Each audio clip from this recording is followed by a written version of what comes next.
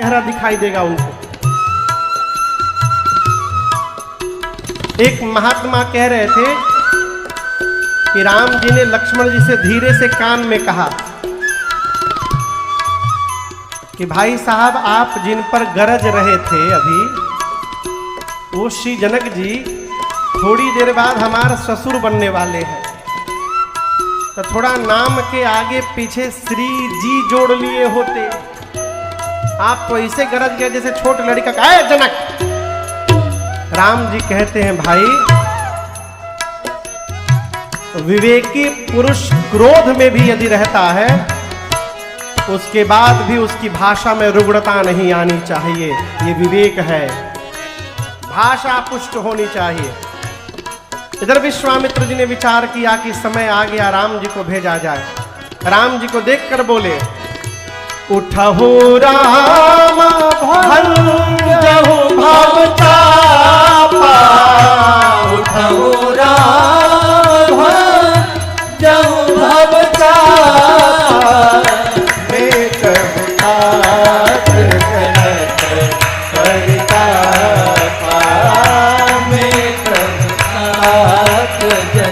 पूरी सभा सीताराम राम राम सीताराम राम राम सीताराम राम राम सीताराम राम राम सीताराम राम सीताराम राम राम सीताराम राम राम सीताराम राम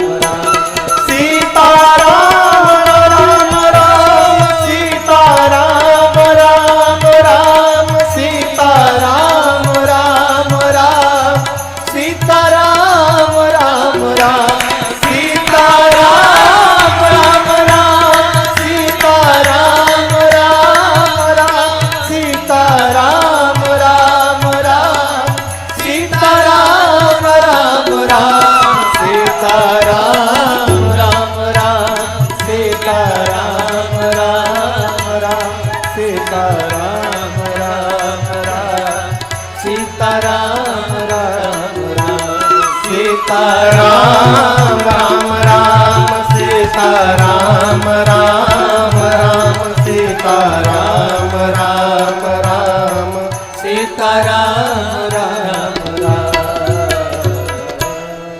गुरुदेव भगवान ने कहा, क्या कहा?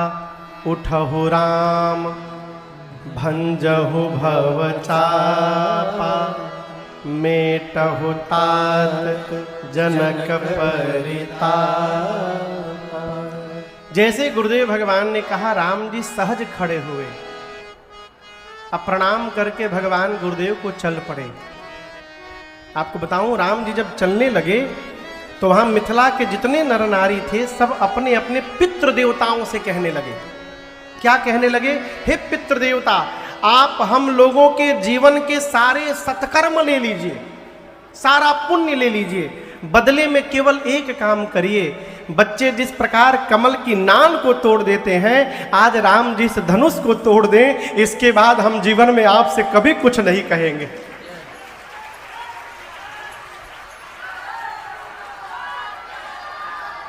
राम जी को धनुष की ओर जाते देख सीता जी की मां सुनैना जी व्याकुल हो गई। अपनी सखी को बुलाकर कहने लगी, सखी क्या इस सभा में कोई भी बुद्धिमान नहीं बैठा हुआ है? क्या सब यहां तमाशा देखने के लिए लोग आए हैं? जिस धनुष को रावण और बाणासुर ने स्पर्श तक नहीं किया, उसको ये बालक तोड़ने जा रहा है। मान सरोवर में रहने वाला हंस अपने सिर पर मंदराचल उठाने जा रहा है। कोई रोकता क्यों नहीं? ये बालकों का कार्य नहीं है।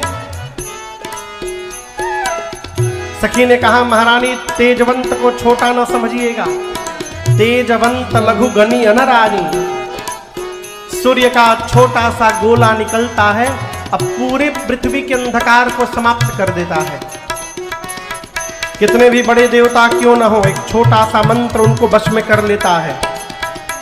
विशाल मदमस्त हाथी को एक छोटा सा अंकुश अपने बस में करके रखता है।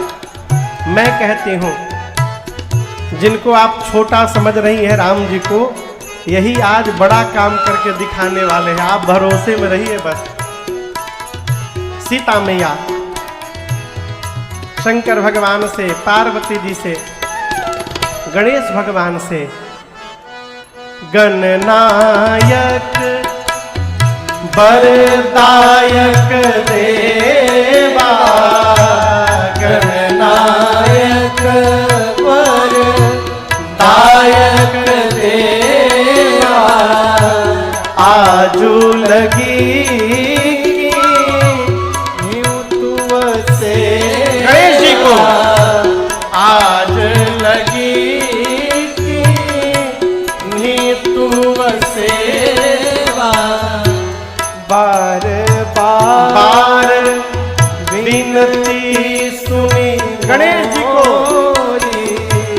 बार बार विनती सुनी मोरी, करहु चाप गरु तायती थोरी, करहु चाप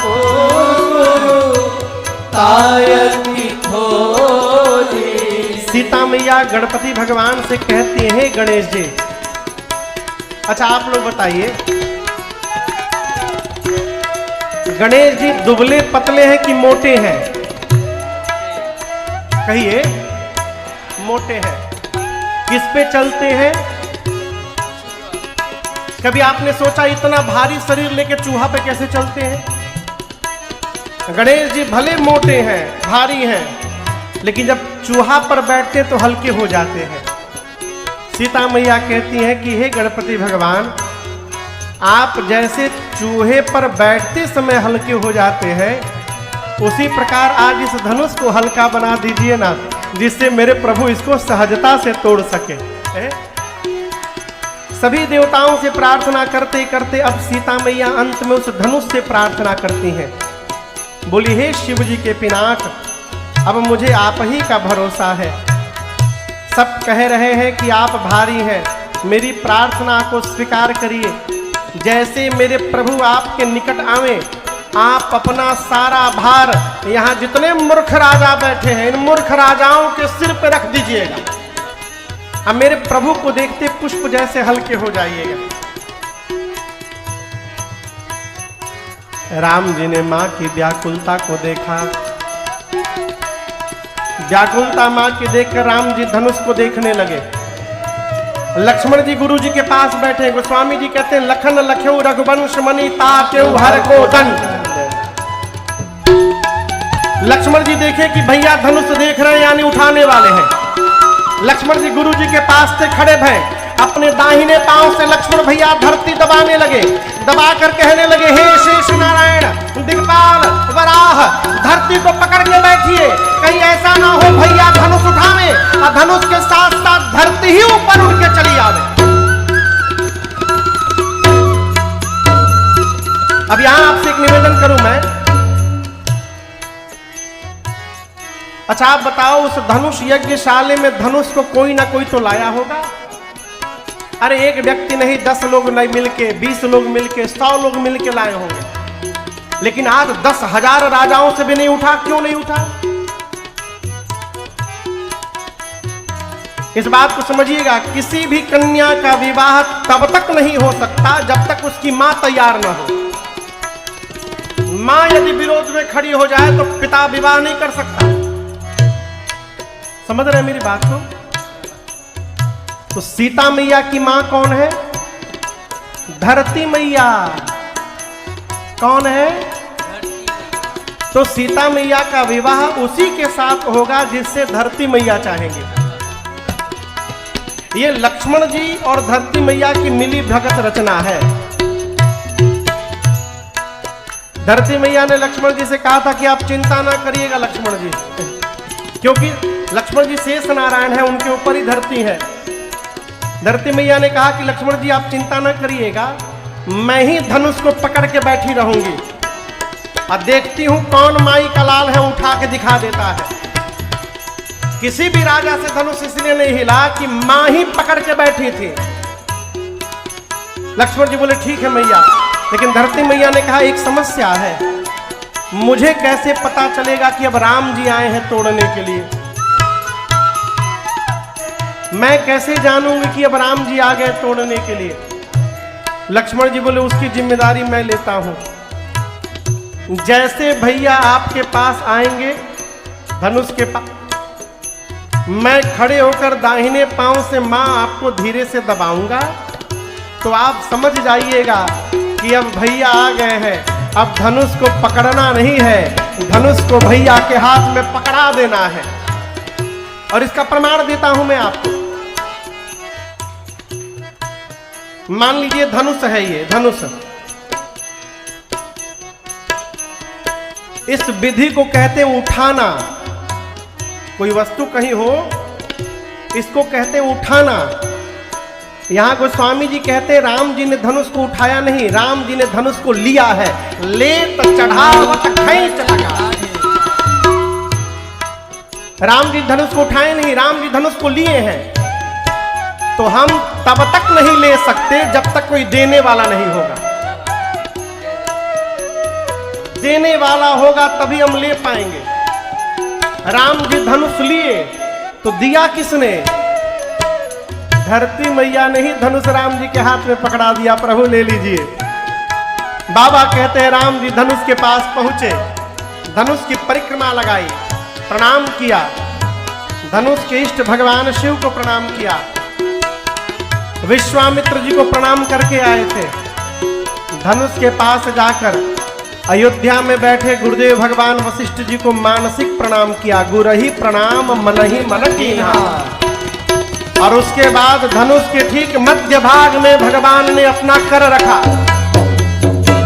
जैसे राम जी ने धनुष लिया है, बिजली की चकाचौंध चमकी, और जितनी देर के लिए बिजली चमकती है उतनी देर में ही ए जी दमके उदानी निज निज बलयो दुनिया बधन मंडल समभयो ले चढ़ावत खींच लगाए काहू न लखा देख सब ठाए छन राम माधवन तोरा भरे भुवन धुनि घोर कठोर भरे भुवन धुनि घोर कठोरा भरे भुवन धुनि घोर कठोर भरे भुवन घोर कठोर आदि कवि नारद चले शंकर हृदय कल डोल मणि कोल पूर्ण सुर सुर मुनि कर कान कीने सकल विकल विचारे ओ दंड खंड राम तुलसी जयति वचन उचारे जयति वचन उचारे जयति वचन उचारे।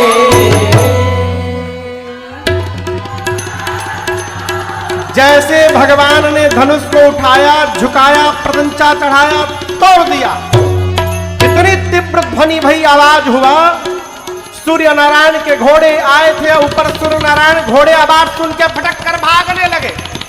पाताल में दिक्पाल कलमला उठे, धरती पर संत सुरमुनि कान बंद कर लिए, एक दूसरे से पूछने लगे कैसी आवाज आई। गोस्वामी तुलसीदास जी कहते हैं राम जी ने शंकर जी के पिनाक को खंड खंड कर दिया। बोलिए रामचंद्र भगवान की जय।